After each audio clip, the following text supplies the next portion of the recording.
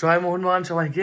আজকের এই ভিডিওটা প্রথমত নববর্ষ নিয়ে অনেক মানুষের অনেক কোয়ারি আছে, ক্লাবে কি হয় কি না হয়। তো এই ভিডিওটায় মোটামুটি সবটা ক্লিয়ার করার বা সবটা বোঝানোর চেষ্টা করব সবাইকে।